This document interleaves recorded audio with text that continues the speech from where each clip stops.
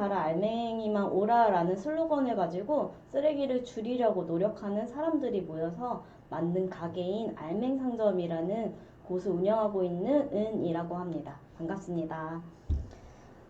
저희는 사실 쓰레기를 좀 덕질을 해요. 여러분들 어떤 덕질을 하는지 좀 궁금한데요. 덕질이란 사실 안 좋은 게 아니에요. 내가 궁금하고 필요하고 그래서 계속 공부한다라고 생각해 주시면 될 것 같습니다.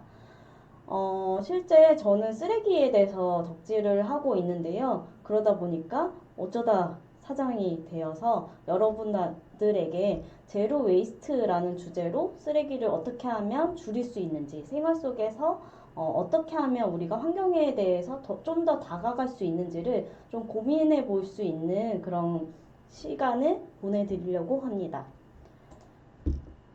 저는 개인적으로 이 말에 사실 어쩌다 보니 쓰레기를 덕질하기 시작했는데요. 설레이지 않으면 버려라 라는 말 혹시 아시나요? 이분은 이제 곤도머리에라는 일본의 한 저자분이신데요. 미니멀 라이프는 들어보셨을 거예요. 근데 그 미니멀 라이프가 실제로 전 세계적으로 열풍을 일으켰거든요. 근데 미니멀 라이프란 내 물건들을 손에 꼽을 정도로 가지고 살면서 그 삶을 이제 검소하게 살아가는 걸 말을 하는데요. 그러다 보니까 미니멀 라이프의 이 책의 저자분은 설레지 않으면 버려라 라고 책에서 소개했습니다. 근데 저도 그 말을 듣고 사실 되게 설레었던 것 같아요. 그래서 미니멀 라이프를 통해서 어떤 것들을 좀 더 줄여나가면 좋을까라고 정리하기 시작한 것이 첫 번째로 저는 옷이었습니다. 우리나라는 사계절을 나고 있죠. 근데 그 사계절 동안 그 옷들이 입을 옷이 없어. 난 어떤 옷이 어울리지? 아니면 어떤 것이 잘 맞지? 이런 것들을 잘 알지 못하거든요. 그래서 이런 옷들을 정리하기 시작하면서 보니 옷 수거함에 우리는 정리를 하죠. 배출을 하고. 근데 그 옷 수거함들이 꽉 차 있는 거예요. 그래서 그럼 이 옷들이 재활용이 되는 건가? 어떻게 흘러가는 거지?를 이제 궁금해 하기 시작했고, 그러면서 저는 이제 쓰레기에 대해서 이제 파기 시작했습니다. 그래서 오늘 이제 여러분들에게 소개드릴 내용은 옷으로 저는 이제 덕질을 시작했지만, 여러분들이 아셔야 될 것이 쓰레기가 어디로 어떻게 흘러가는지, 그래서 우리는 어떻게 변화해야 되는지에 대해서 좀 소개를 드리려고 해요. 그래서 옷들이 실제로 재활용이 어려워서 옷 수거함의 95% 이상이 해외로 가고 있습니다. 그 해외에서는 못 사는 나라들에게 가고 있고, 그 못 사는 국가들은 실제로 우리나라는 선진국이라고 얘기하는데도 불구하고 옷을 실제로 재활용하기가 어려운 시스템이거든요. 그러니까 해외로 보내겠죠. 그래서 그 해외에서는 그러면 수거해서 받아서 어떻게 할까요? 그냥 산속에 아니면 그냥 우리 집 근처 언덕에 그냥 버리는 거예요. 그렇게 해서 쌓여져 있는 쓰레기들이 굉장히 많다고 합니다. 그래서 보면 이제 소나 뭐 아니면 코끼리 이런 동물들이 실제로 풀들 속에서 살 거라고 생각하지만 그렇지 않다는 걸 제가 알게 됐어요. 그래서 화면에 보시는 것처럼 소들도 풀을 뜯고 먹어야 되고 살아야 되는데 실제로 살고 있는 환경을 보면 옷들을 여물처럼 그냥 씹고 버린다는 걸 알게 됐습니다. 그래서 이런 부분이 되게 심각하구나. 근데 우리나라의 실정은 어떨까 해서 찾아보니까 연간 7억 벌 정도의 의료 폐기물이 생겨나고 있고 하루 평균 폐기물 양이 759톤이라고 합니다. 그러니까 엄청나게 옷들을 사긴 하지만 버리고 있다는 거죠.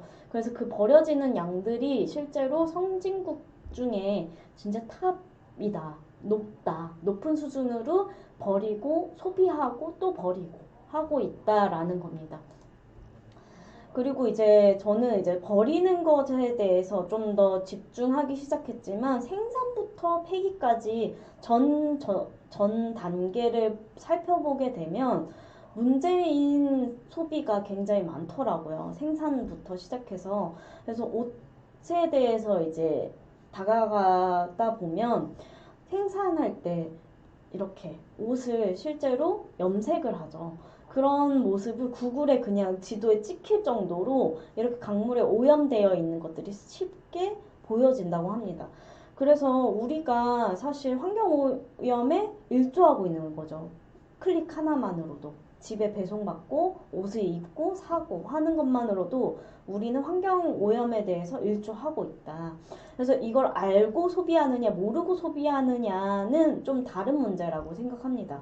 그래서 이제 청바지 같은 경우에 탄소 배출량만 봤을 때 자동차를, 그러니까 이동수단 때문에 탄소 배출량이 정말 많다라고 하는데 그 탄소량 때문에 우리나라도 마찬가지고 전 세계적으로 환경이 바뀌어가고 있죠. 기후변화로 인해서 기온도 올라가고 아니면 폭우가 갑자기 때 아닌 폭우가 쏟아지기도 하고 그리고 저희 22년도, 20년도에 21년도, 이제 22년도 하면서 점차 비가 오는 날이 점점점 많아지고 있어요. 그래서 그런 부분들을 봤을 때 우리도 어떻게 하면 이 지구를 바꿀 수 있을까? 어떻게 하면 이 지구를 변화하는 것들을 그 원인을 좀 더 공부해 볼 수 있을까를 이제 살펴보면 탄소량을 좀 줄여야 된다라는 결론에 도출하게 됩니다.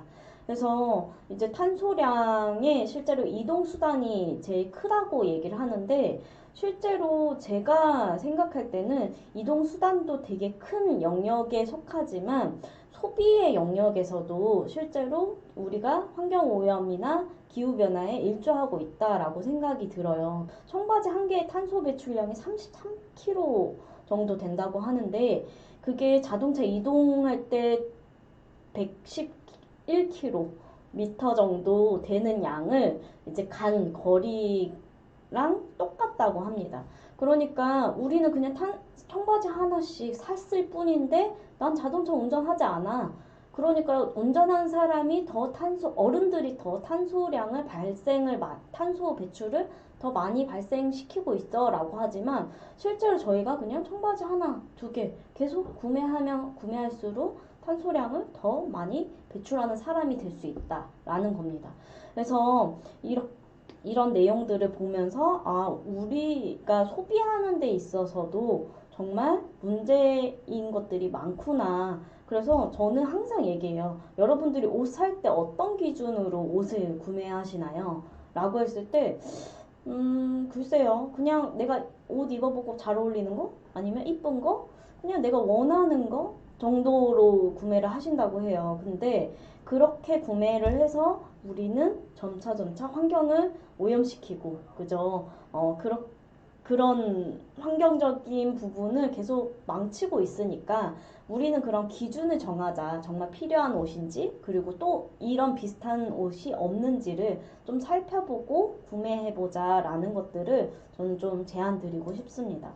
그래서 제가 첫 번째로 이제 환경 관련해서 다가가기 시작했던 게 미니멀 라이프라고 했잖아요. 그래서 간소한 삶을 살면서 제일 중요한 그 삶이 유지되려면 우리가 유행에 따라가지 말고 실제로 정말 필요한 옷인지 그리고 내 옷장에 구매한 것들 아니면 내 물건들이 정말 설레이고 되게 오래 쓸 수 있는 물건들인지 살펴보고 구매하고 오래 쓰자라는 것들을 좀 제안 드리려고 합니다.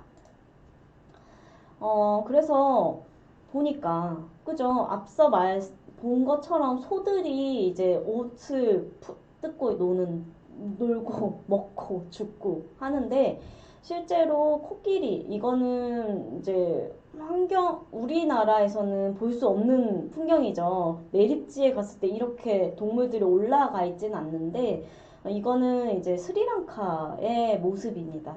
한 매립지의 모습인데요. 실제로 이런 쓰레기 버려져 놓은 곳에 코끼리들이 실제 서식지가 파괴하니까 점점 인간 세계로 계속 넘어오게 되면서 일어나는 문제인 것 같습니다. 그래서 이런 쓰레기들이 정말 심각하구나. 그래서 우리나라를 살펴보기 시작했어요. 우리나라는 어떠지? 라고 봤더니 제가 그냥 다니는 길마다 쓰레기가 너무나도 버려져 있고 넘쳐나는 거예요. 그래서 이런 쓰레기들을 저는 이제 어떻게 하면 줄일 수 있을까를 고민하다가 내가 할 수 있는 일을 해보자 라고 해서 쓰레기를 줍기 시작했습니다.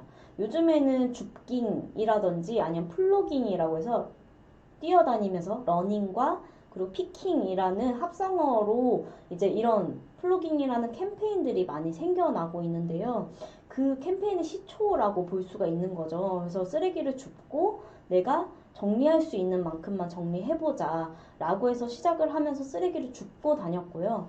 그러면서 이렇게 해안 바닷가에 있다 보니까 왜 이렇게 바닷가에 폭죽들이 많이 버려져 있지? 그러니까 폭죽에 대한 쓰레기 문제들을 살펴보니까 법안이 있는 거예요. 근데도 관리를 안 하고 있고. 그래서 그런 문제들, 그리고 쓰레기가 실제로 플라스틱이 왜 이렇게 많지? 왜 이렇게 많이 버려지지? 했더니 처음에는 누가 이렇게 많이 버리고 갔어? 였는데요. 실제로 알고 보니까 유출이 되고 있었던 거예요. 유실. 그러니까 쓰레기를 옮기는 과정에서 계속 흘러 들어가고 있었던 거죠. 바닷가에, 강가에. 그래서 그런 쓰레기들이 굉장히 많이 있구나라는 걸 알게 됐고, 그러면서 저는 쓰레기를 줍는 것뿐만 아니라 이걸 알려야겠구나. 우리가 재활용 배출하시잖아요. 분리배출을 하지만 실제로 내가 버린 쓰레기 아니야 라고 할 수 있지만 내가 버린 쓰레기가 흘러 들어갈 수 있다라는 걸 알게 된 거죠. 그러면서 이제 알리기 시작했고요. 영상 하나 보실 건데 여기에서는 실제로 쓰레기가 계속 바닷가에 흘러 들어오고 있는 모습을 볼 수 있습니다.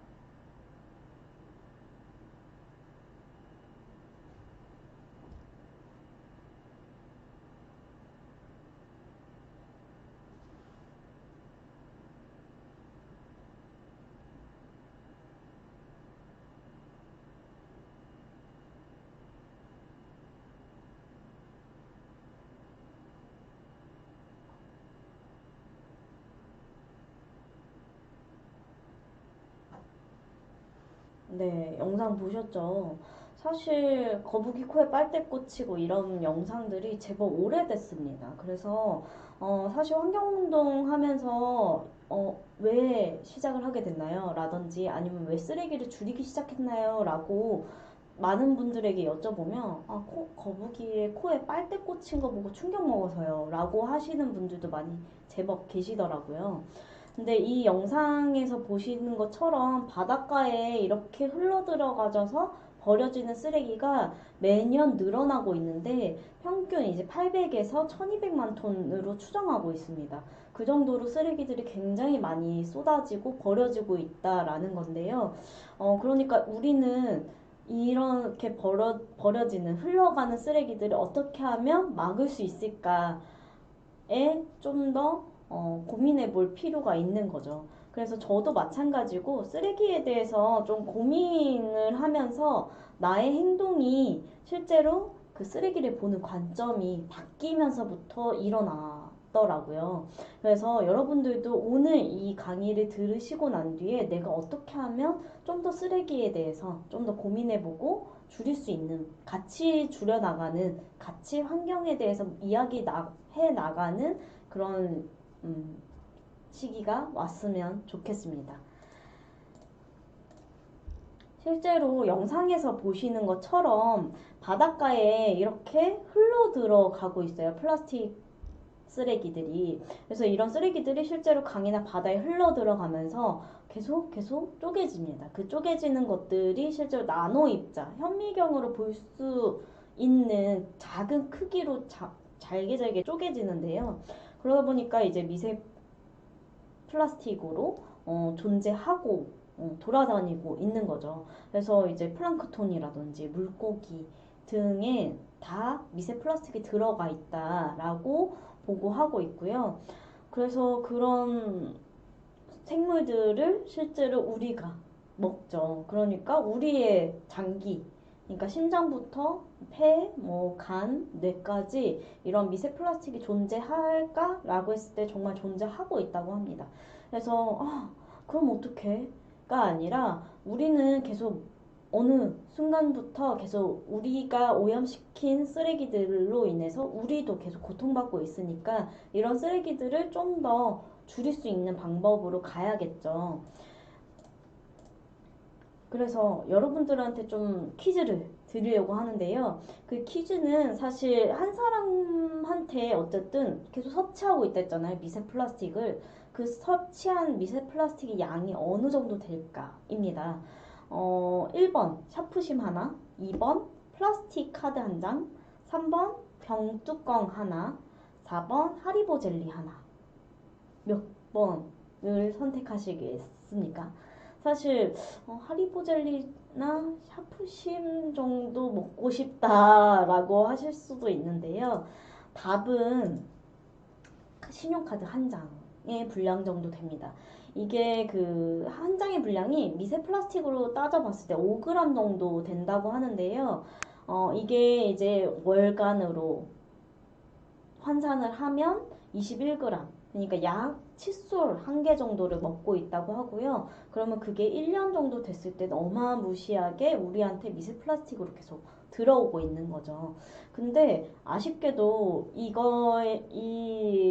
그 신용카드 한 장의 분량이 누구에게서 나왔느냐, 데이터가 이런 정보가 나왔느냐, 실험을 통해서 나왔는데 이게 호주인을 대상으로 한 결과입니다.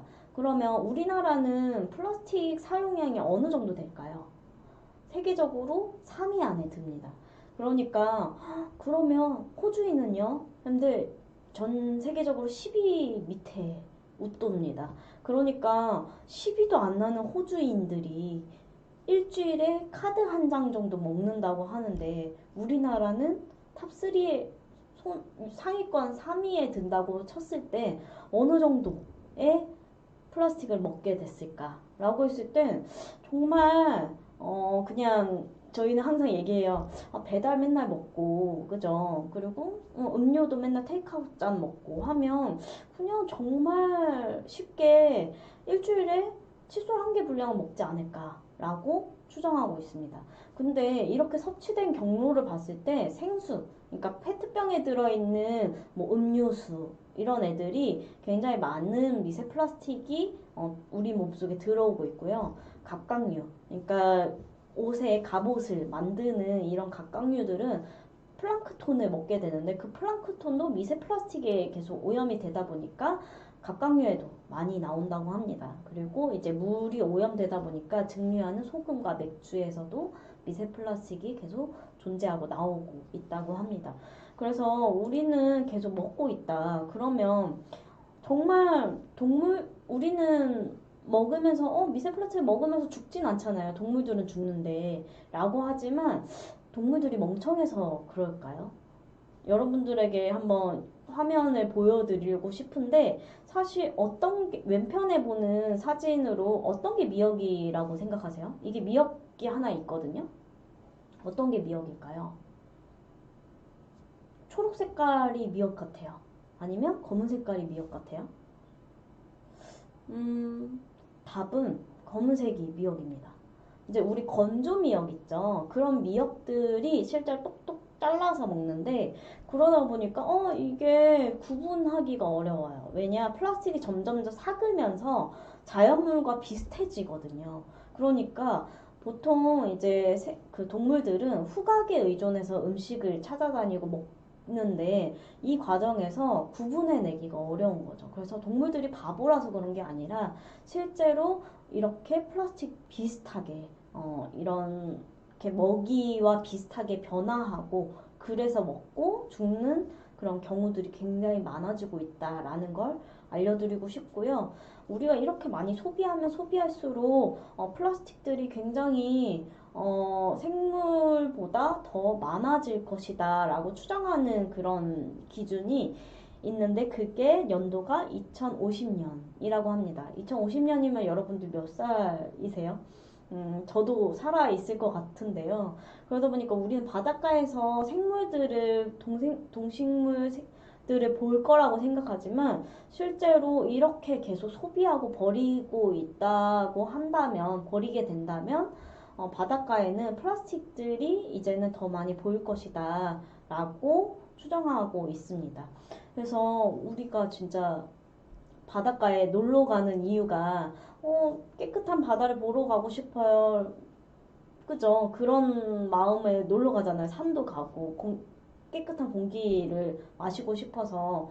그런데 그러지 못하는 시기가 이제는 곧 들이닥칠 수도 있다라는 겁니다. 그래서 우리는 시도해야 된다. 우리는 이런 자연의 오염들을 용납할 수 없다라고 해서 저는 이제 시작을 하게 됐는데요.